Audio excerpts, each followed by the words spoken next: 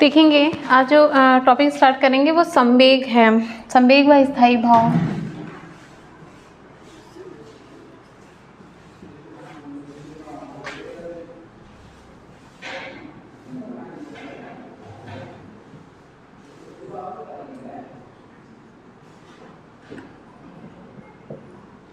संवेग व स्थायी भाव, ठीक है।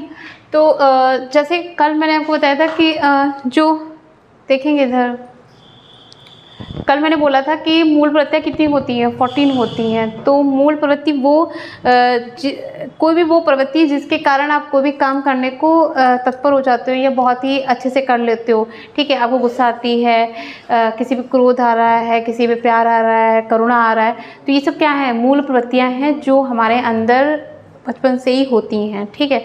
और मूल प्रवृत्तियों के कारण ही संवेग भी होते हैं। संवेग जब आपके अंदर होते हैं तो आप किसी भी चीज़ को, काम को करने में बहुत ही तत्परता दिखाते हो, ठीक है। संवेग आपको एनर्जेटिक कर देते हैं, करते हैं, संवेग एनर्जेटिक करते हैं। जैसे मान लो कि संवेग क्या है, जैसे पढ़ाई कर रहे हैं तो नौकरी मिलेगी, तो जब पढ़ाई के साथ में जब नौकरी जुड़ा होता है तो हमारे अंदर क्या आता है, एक एनर्जी आती है कि अगर हम पढ़ाई करेंगे तो नौकरी हमें मिलेगी। संवेग आ रहा है, संवेग का मतलब है एनर्जी मिलने वाला एक साधन आ रहा है, ठीक है। ये तो है, बताओ। टॉपिक इंग्लिश और हिंदी का इशू अब तो नहीं होगा, बुक आ गई है तो आपको समझ में आ रहा होगा अच्छे से, हैं, ठीक। तो संवेग क्या है, संवेग का मतलब है कि जिस माध्यम के द्वारा आप अपने कार्य को करने में ज़्यादा ऊर्जा के द्वारा तत्पर हो जाते हो, वो संवेग है, ठीक है।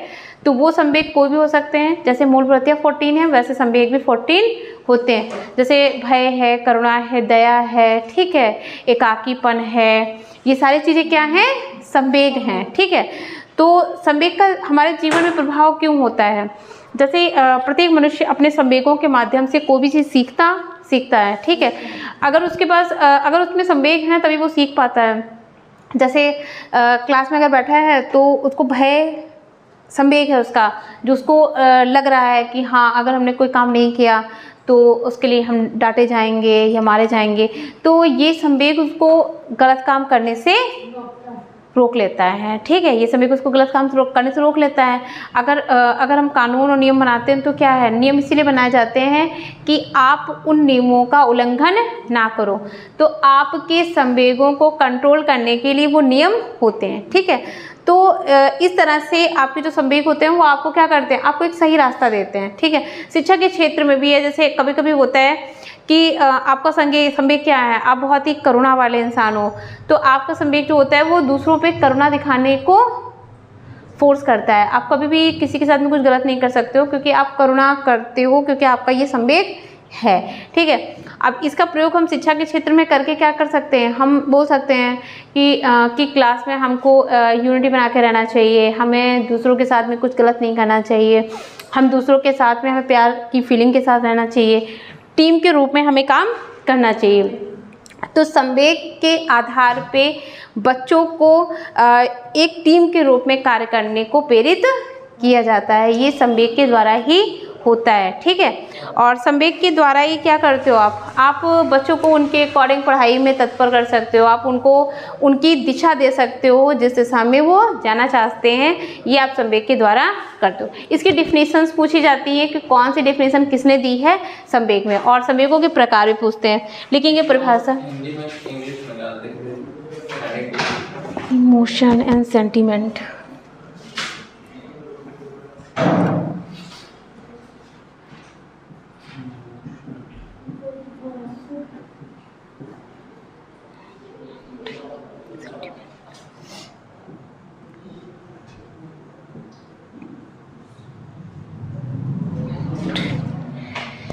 Emotion and sentiment. सेंटिमेंट्स और इमोशन में क्या डिफरेंस होता है? स्थायी भाव, इमोशन संवेग है और स्थायी भाव, अच्छा जनरल भाषा में, जैसे स्थायी भाव क्या होता है कि इमोशंस वो है, जैसे कोई भी चीज़ देख के हमें भय हुआ, तो ये क्या है, जब भय हुआ तो हम उसको देख के हम डर गए और हमने कोई गतिविधि की।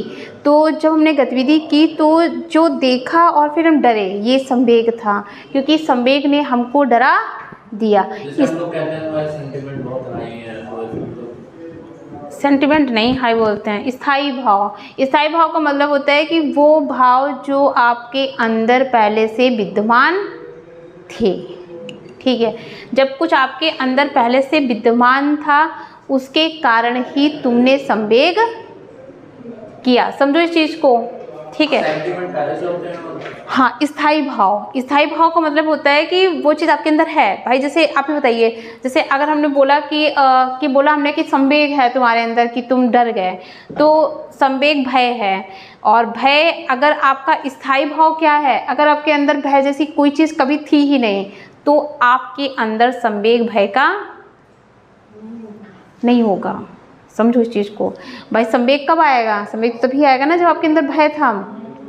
अगर जैसे कभी कोई लड़की कहते तुम्हारा सेंटिमेंट बहुत आई है, ऐसे कहते नहीं है कभी। गलत तथ्यों का यूज करते हैं वो इधर से उधर। जैसे बोलते हैं ना कि तुम्हारे अंदर एटीट्यूड है, यूज करते हैं ना कि बहुत एटीट्यूड है। एटीट्यूड का मतलब होता है कि जैसे बोलते हैं ना कि वक्त के साथ में आपकी जो प्रवृत्तियाँ होती हैं वो चेंज होती हैं, इसको एटीट्यूड बोलते हैं।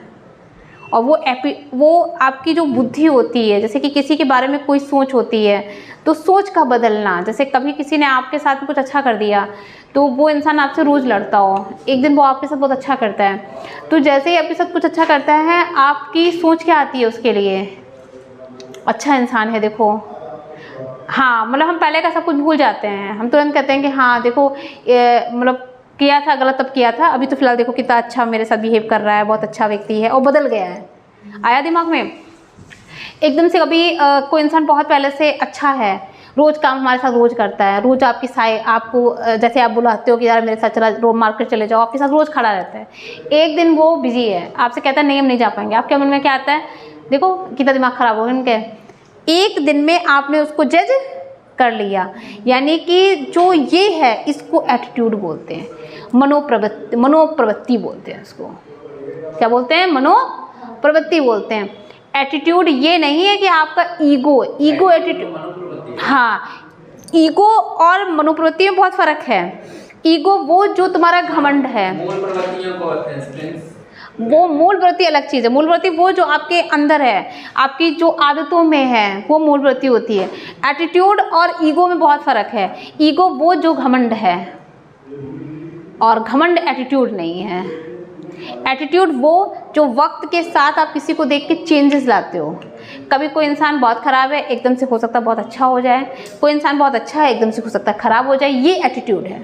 ठीक, आप जो सेंटिमेंट वाला वर्ड है ये गलत वर्ड का यूज करते हैं, गलत वर्ड का यूज करते हैं। स्थायी भाव वो जो आपके अंदर था, और स्थायी भाव था तभी इमोशंस आए।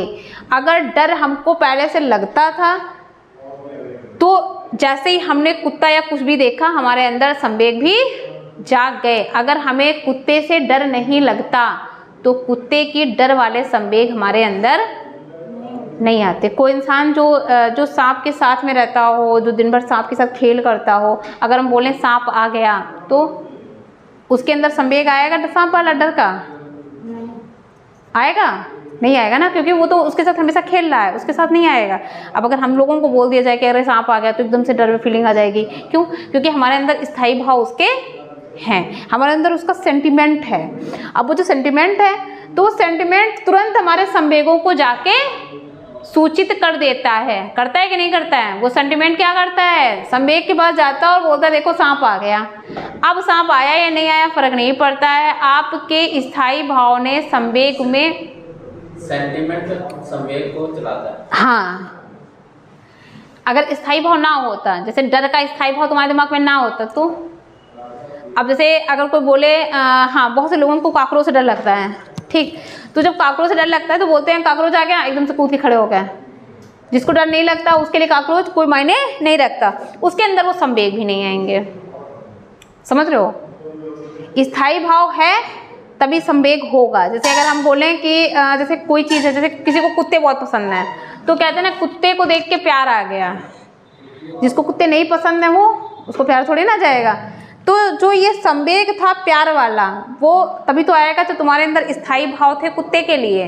अगर कुत्ते के लिए स्थायी भाव नहीं है तो प्यार भी उसके लिए नहीं आएगा। समझ में आ गया? आया समझ में? ठीक, तो संवेग चला रहा है, स्थायी भाव संवेग को चला रहा है। क्लियर? अब परिभाषा लिख लेंगे। लिखिए, लिखिए संवेग का अर्थ व परिभाषा। संवेग का अर्थ व परिभाषा।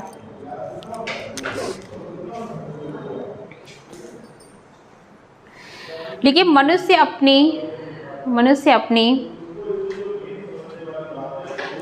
अपनी रोजाना की जिंदगी में सुख दुख भय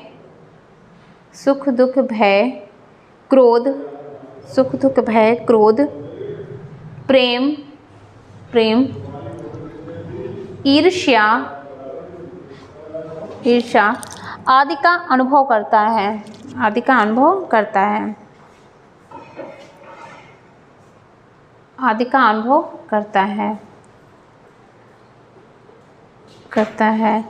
वह ऐसा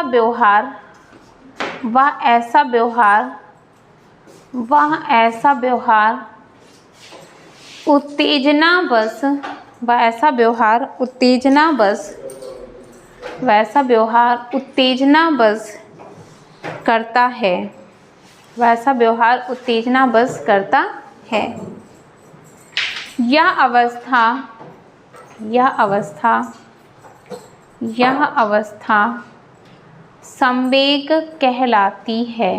यह अवस्था संवेग कहलाती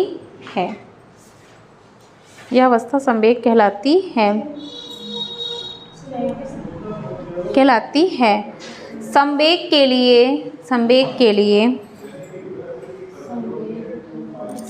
के लिए अंग्रेजी शब्द इमोशन है। संवेग के लिए अंग्रेजी शब्द इमोशन है। इस शब्द की उत्पत्ति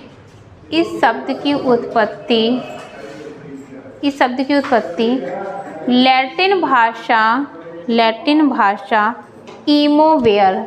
इस शब्द की उत्पत्ति लैटिन भाषा इमोवेयर से हुई है। हाँ, देखेंगे इसके बाद में तो आगे लिखेंगे, उसी में आगे लिखिए इमोवेयर से हुआ है। लिखिए वुडवर्थ के अनुसार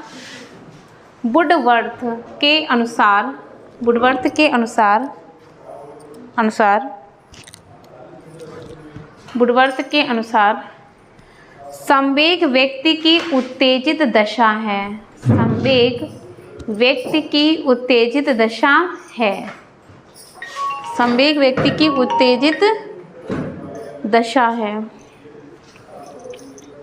संवेग व्यक्ति की उत्तेजित दशा है।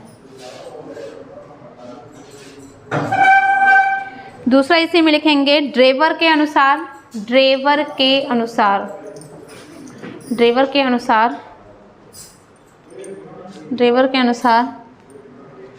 संवेग प्राणी की एक जटिल दशा है। ड्रेवर के अनुसार संवेग प्राणी की एक जटिल दशा है।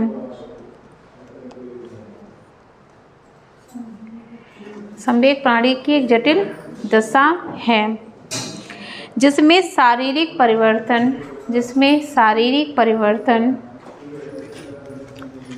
शारीरिक परिवर्तन प्रबल भावना के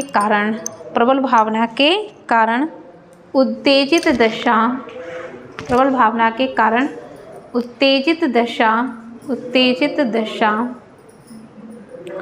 और एक निश्चित प्रकार का व्यवहार करने की प्रवृत्ति निहित होती है। निश्चित व्यवहार करने की प्रवृत्ति निहित होती है।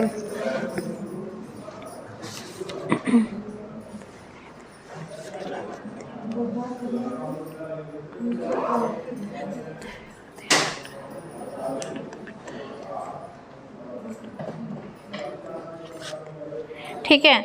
अच्छा, संवेगों की कुछ विशेषता होती है, ठीक है। वो संवेगों की विशेषता क्या होती है? संवेग तीव्र होते हैं, संवेग तीव्र होते हैं। होते हैं कि नहीं होते हैं? रुचि, तुम्हारा नाम रुचि है, तुम्हारा नाम प्रिया है। हाँ प्रिया बताओ, संवेग तीव्र होते हैं?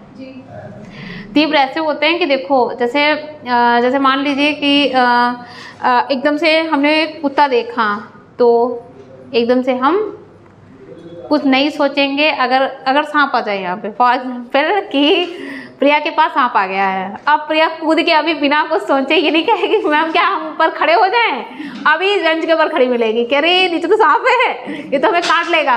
क्यों? संवेग बहुत तीव्र है। आपने जैसे ही उसको देखा, आपने उसके लिए एक्शन लेना शुरू कर दिया। लोगे कि नहीं लोगे एक्शन? बताओ, लेंगे? तुरंत एक्शन लेंगे हम। दूसरा ये होता है कि संवेग जो होते हैं वो स्थिर होते हैं।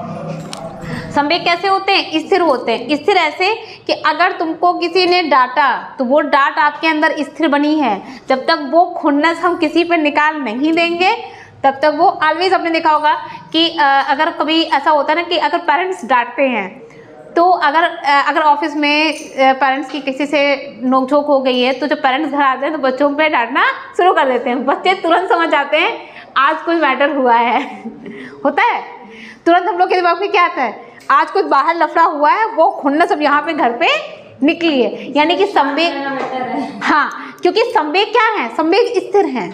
जो आपके साथ हुआ है वो आप दूसरे पे जब डिप्रेशन निकालते हो तो आपका क्या होता है? आपके संवेग जो होते हैं वो स्थिर हो जाते हैं। तो संवेग कैसे है? स्थिर हैं। संवेग में एकाकीपन भी पाया जाता है, जैसे डर है, प्यार है, तो ये सारी चीज़ें क्या होती हैं? बिल्कुल एक दूसरे से अलग होती हैं। तो ये क्या है? ये इसकी विशेषता है। ठीक है, लिखेंगे, हेडिंग डालेंगे संवेग की विशेषता। पहली विशेषता है तीव्रता। पहली विशेषता है तीव्रता।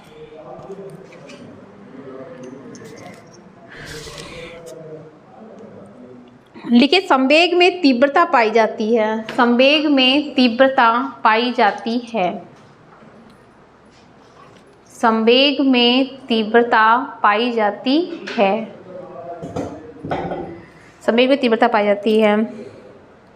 और वह व्यक्ति में एक तूफान की तरह, और वह व्यक्ति में इंटेंसिटी होता है, तीव्रता, इंटेंसिटी, और वह व्यक्ति में एक प्रकार का तूफान उत्पन्न करता है। और वह व्यक्ति में एक प्रकार का तूफान उत्पन्न करता है। हेडिंग डालेंगे व्यापकता, यूनिवर्सलिटी। इंग्लिश में यूनिवर्सलिटी। ठीक है, व्यापकता, यूनिवर्सलिटी, व्यापकता। हाँ, व्यापकता।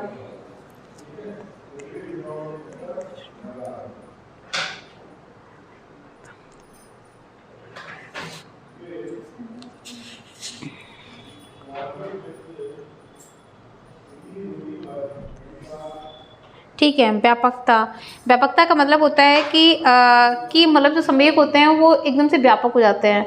जैसे मान लीजिए कि अगर कोई इंसान तुम्हारी कोई चीज़ छीन लेता है तो एकदम से आपके अंदर क्या आता है? आप संवेग आता है, उस व्यक्ति के प्रति आपके मन में गुस्सा आने लगती है, एकदम से आप ऑटोमेटिकली उस पर चिल्लाने लगते हो, आप उसे डांटने लगते हो। तो ये क्या है? संवेग है। और संवेग का स्तर व्यापक होता है। ये ऐसा नहीं होता है कि अगर किसी ने आपको मारा है तो आपके संवेग नहीं आएंगे, आप उसके लिए संवेगात्मक हो ही जाते हैं, आप उसको तुरंत आउटपुट देते ही देते हो। लिखेंगे इसमें, लेकिन निम्नतर प्राणियों से लेकर उच्चतर प्राणियों तक एक ही प्रकार के संवेग पाए जाते हैं।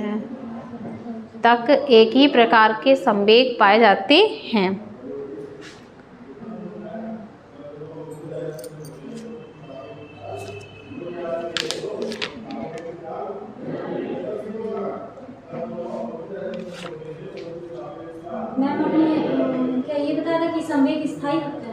हाँ,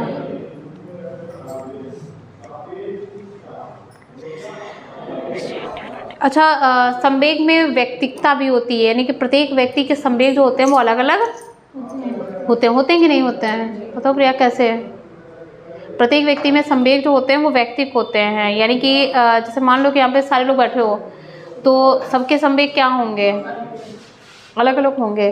जैसे अगर यहाँ पे जैसे कुत्ता है तो इनको बहुत पसंद है कुत्ता, भाई कुत्ते को बिस्कुट बिस्कुट खिलाते हैं तो ये तो कुत्ते से नहीं डरेंगे, ठीक है। अगर कोई नॉर्मल कुत्ता जाएगा तो नहीं डरेंगे। अभी अगर हम लोग हैं तो अगर कुत्ता जाएगा तो उसे डरेंगे। सेम ऐसे ही यहाँ पे मान लीजिए बहुत से लोग देखा होगा यूट्यूब पे, आप देखते हो कि सांप को क्या करते हैं, गोद में बैठा लेते हैं। नौटंकी वगैरह जब होती है तो देखो आप वहाँ पे शंकर जी बने होते हैं तो वो क्या करते हैं, सांप को गोद में ले लेते हैं, हाथ में पकड़ लेते हैं। अभी हम लोग को जब हम सांप देखेंगे तो हमें क्या है, हमें डर वाली फीलिंग होगी, हमें डर लगेगा। हो सकता है किसी को डर ना लग रहा हो, घिन लग रहा हो। तो सबके संवेग क्या हैं? अलग हैं। भाई किसी को उससे प्यार आ रहा है, डरता नहीं है, वो उसको हाथ में ले लेगा। और किसी इंसान को उससे घिन लग रहा है, किसी इंसान को उससे भय उत्पन्न हो रहा है। प्रत्येक इंसान के संवेग अलग अलग, ठीक। सेम ऐसे ही जैसे कोई बच्चा है तो किसी बच्चे को देख कर कोई इंसान को प्यार आता है, किसी इंसान को उससे ना प्यार आएगा ना नफरत आएगी, न्यूट्रल रहेगा। कोई इंसान है जो बच्चों को देख के पसंद नहीं करता है तो उसको नफरत आएगी। तो प्रत्येक इंसान के संवेग क्या हो जाएंगे? अलग अलग हो जाएंगे। क्लियर? लिखेंगे इसमें, लिखिए संवेग में व्यक्तिकता होती है, इंडिविजुअलिटी। इंग्लिश में लिख लो तो, इंग्लिश बता रहे हैं, हाँ, व्यक्तिकता की इंडिविजुअलिटी, हाँ हेडिंग है इंडिविजुअलिटी। लिखेंगे संवेग में व्यक्तिकता होती है, संवेग में व्यक्तिकता होती है, संवेग में व्यक्तिकता होती है, संवेग में व्यक्तिकता होती है। ठीक है। अर्थात विभिन्न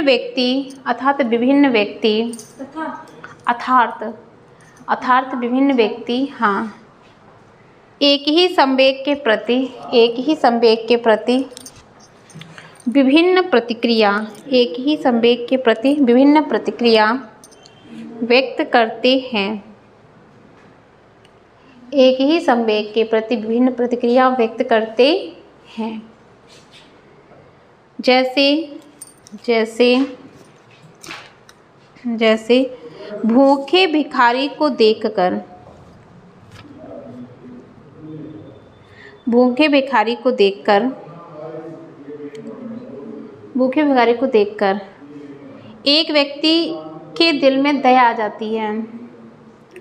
भूखे भिखारी को देखकर एक व्यक्ति के दिल में दया आ जाती है। दूसरा उसे भोजन दे देता है, दूसरा उसे भोजन दे देता है, और तीसरा उसे ढोंगी कहकर भगा देता है, और तीसरा उसे ढोंगी कहकर भगा देता है।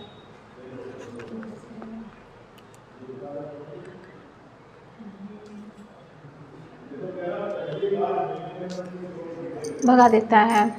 नेक्स्ट हेडिंग डालेंगे सुख या दुख की भावना, सुख या दुख की भावना, सुख या दुख की भावना। लिखिए अपनी विशिष्ट भावना के अलावा, अपनी विशिष्ट भावना के अलावा, विशिष्ट भावना के अलावा संवेग में निसंदेह रूप से, संवेग में निसंदेह रूप से, संवेग में निसंदेह रूप से सुख या दुख की भावना, सुख या दुख की भावना होती है, होती है। अर्थात हमें आशा में सुख, अर्थात हमें आशा में सुख तथा निराशा में दुख की अनुभूति, तथा निराशा में दुख की अनुभूति होती है, तथा निराशा में दुख की अनुभूति होती है, होती है।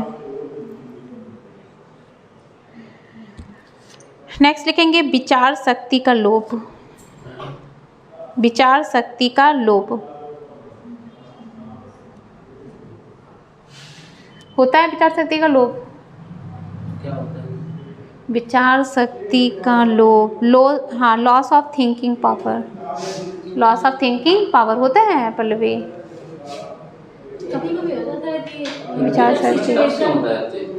कुछ व्यक्ति ऐसे होते हैं जब क्रिटिकल सिचुएशन होती है तो उनकी सोचने समझने की क्षमता खत्म हो जाती है, मतलब उस विचार शक्ति का लोप होता है। तुम बताओ विचार शक्ति का लोप।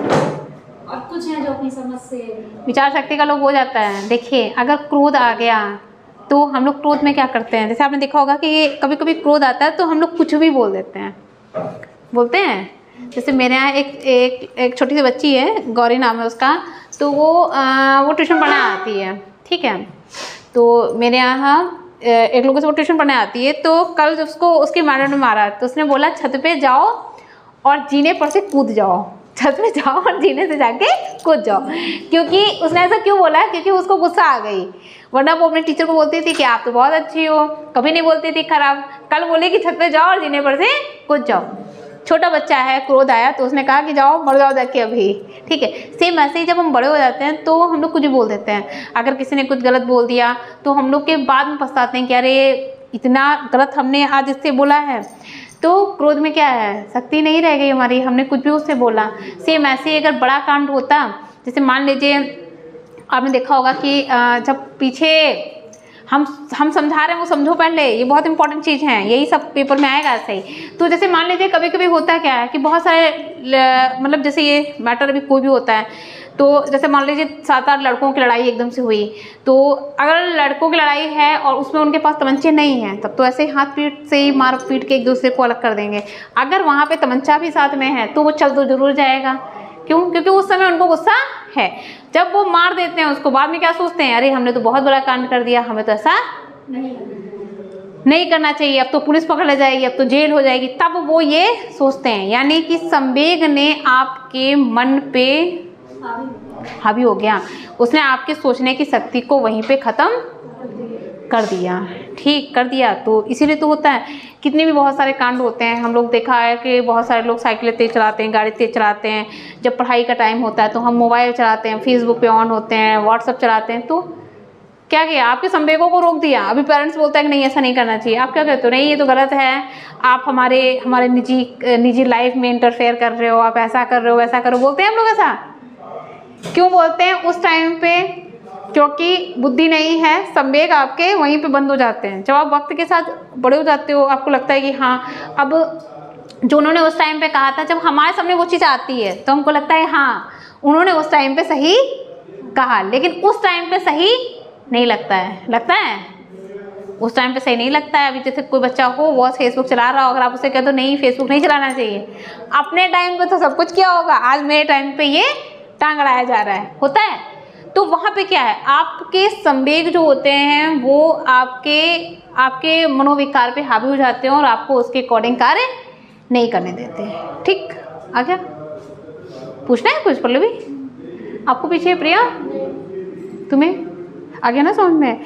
क्वेश्चंस ऐसे ही होगा, जैसे जरूरी नहीं है संवेग वाला क्वेश्चन हो सकता है ऐसे दे दें कि तुम्हारे संवेग जो हैं उनका आपके जीवन पे क्या प्रभाव नहीं पड़ता है, संवेग आपके जीवन को कहाँ पे कन्वर्ट कर देते हैं। तो इस तरह से अगर स्टेटमेंट में क्वेश्चन आता है तो आपको पता होना चाहिए कि संवेग का हमारी पूरी लाइफ में क्या फ़र्क पड़ता है, संवेग का यूज हम अपनी पढ़ाई पे कैसे कर सकते हैं, ये सब पूछते हैं। ठीक है, लिखेंगे इसी में आगे क्या लिखा है था, विचार शक्ति का लोप। देखिए संवेग हमारी विचार शक्ति का लोप कर देते हैं, संवेग हमारी विचार शक्ति का लोप कर देते हैं। अतः हम उचित या अनुचित का विचार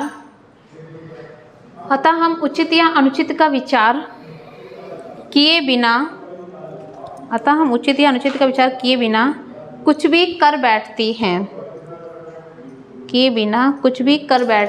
हैं।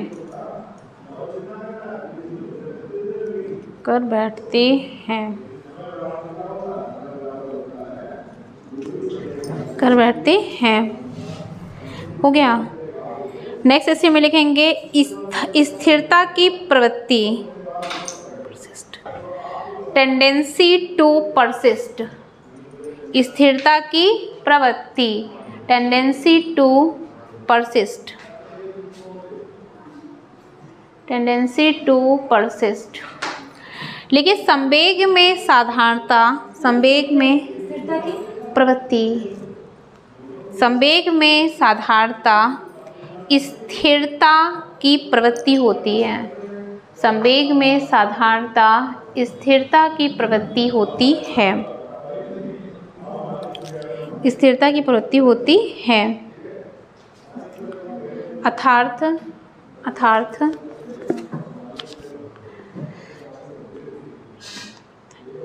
दफ्तर से डांट खाकर लौटा हुआ व्यक्ति, दफ्तर से डांट खाकर लौटा हुआ व्यक्ति अपने बच्चों को डांटता और पीटता है। दफ्तर से डांट खाकर लौटा हुआ व्यक्ति अपने बच्चों को डांटता और पीटता है, डांटता और पीटता है। हेडिंग डालेंगे व्यवहार में परिवर्तन, व्यवहार में परिवर्तन।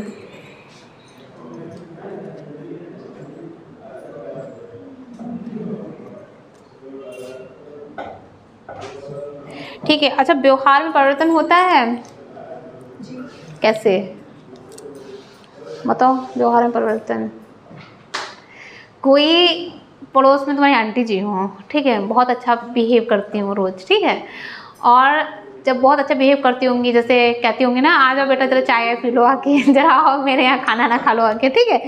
एक दिन तुम क्या करना, तुम अपने घर का कूड़ा उठाना उनके दरवाजे पर रख देना, ठीक। तो जो तुम्हें इतना प्यार से बुलाती होंगी वो उस दिन क्या करेंगी, आओ तुमको डंडे सभी देखते हैं, क्यों? क्योंकि आपने क्या किया, तुमने उनको क्रोध दिला दिया। जो अब तक उनका बिहेव था तुम्हारे लिए अच्छा वाला, वो किस में परिवर्तित हो गया, बुरे में परिवर्तित हो गया। अब वो तुमसे प्यार तो नहीं करेंगी, अब वो क्या करेंगी, गुस्सा करेंगी। जो भी कह पाएंगी वो कहेंगी तुमसे। होता है भाई फैमिली में, देखिए आप कि कोई भी रिश्ते में होते हैं हम लोग, देखो कितना प्यार आता है रोज रोज, अगर कभी गुस्सा आ गया तो मारकूट तक शुरू हो जाती है। यानी कि व्यवहार में परिवर्तन संवेग के द्वारा हो जाता है। अगर बहुत गुस्से में इंसान है, एकदम से उसको प्यार आता है, तो देखिए तब उसका रूप देखो, फिर गुस्से वाला रूप देखो, दोनों में क्या है, परिवर्तन है। ठीक है, लिखेंगे तो लिखेंगे इसमें। अच्छा लिखिए संवेग के समय व्यक्ति, संवेग के समय व्यक्ति, संवेग के समय व्यक्ति के व्यवहार के संपूर्ण, संवेग के समय व्यक्ति के व्यवहार के संपूर्ण, हाँ व्यवहार के संपूर्ण, संवेग के समय व्यक्ति के व्यवहार के संपूर्ण स्वरूप में, सब रूप में परिवर्तन हो जाता है, स्वरूप में परिवर्तन हो जाता है, हो जाता है। जैसे जैसे दया से ओतप्रोत व्यक्ति, दया से ओतप्रोत व्यक्ति, दया से ओतप्रोत व्यक्ति का व्यवहार, दया से ओतप्रोत व्यक्ति का व्यवहार, व्यवहार उसके सामान्य व्यवहार से, उसके सामान्य व्यवहार से बिल्कुल भिन्न होता है, उसके सामान्य व्यवहार से बिल्कुल भिन्न होता है।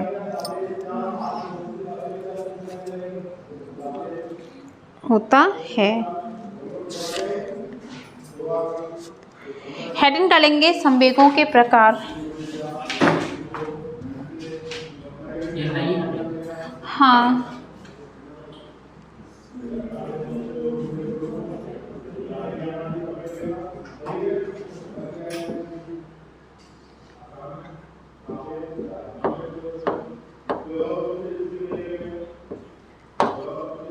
के प्रकार लिख लेंगे। पहला संवेग क्या है, भय,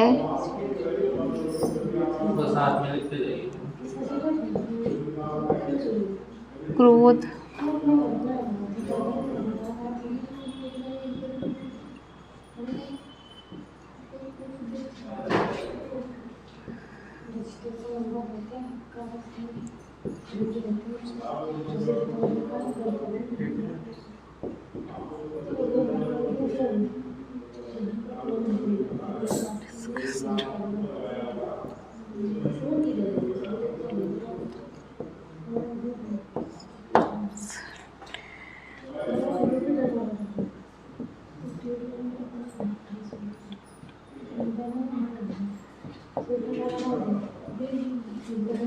मोशन,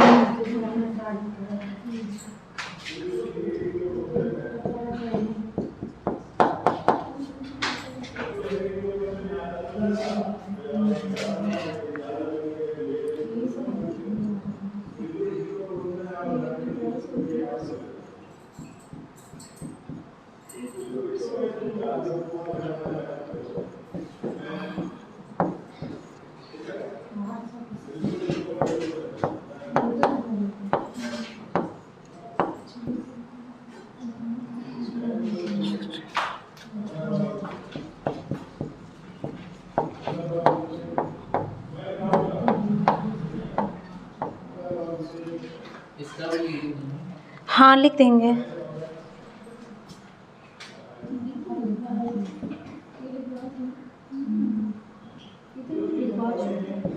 ये कल लिखाए थे वो आपकी मूल प्रवृत्तियाँ थी, आज जो लिखा रहे हैं ये संवेग हैं वही।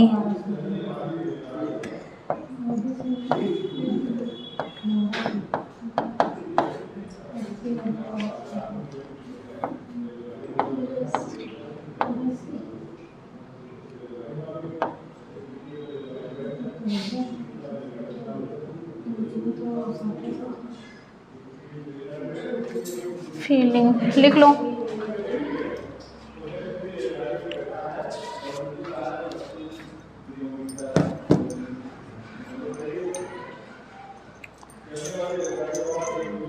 इधर का रेस्ट कर दे। Negative self feeling. हाँ निगेटिव सेल्फ फीलिंग, हिंदी वाला लिख लो सेल्फ फीलिंग। इधर का रेस्ट कर दे।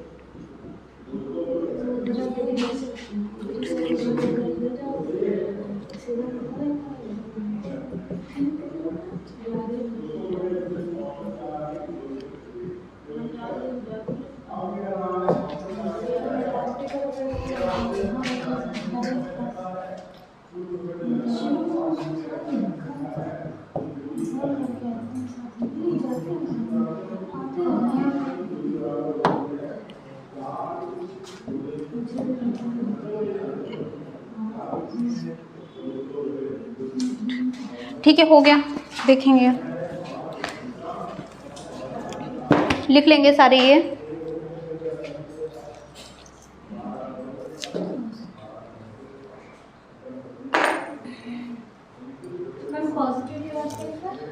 Positive self feeling,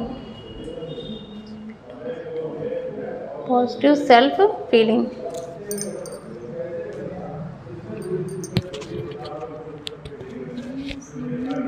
self feeling हाँ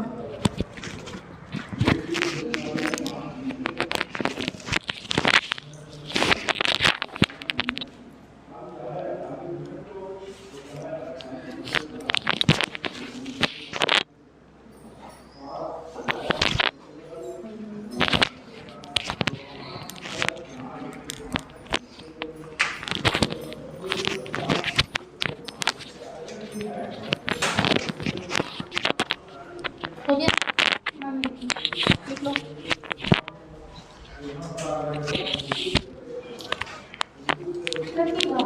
प्रतिभाव, हाँ, क्रिएटिवनेस, प्रतिभाव, क्रिएटिवनेस।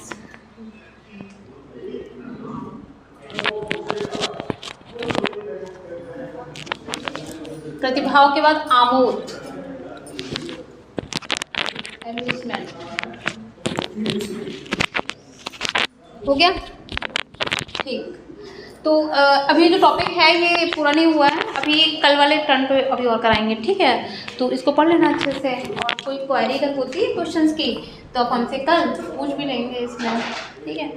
ठीक। ये मोर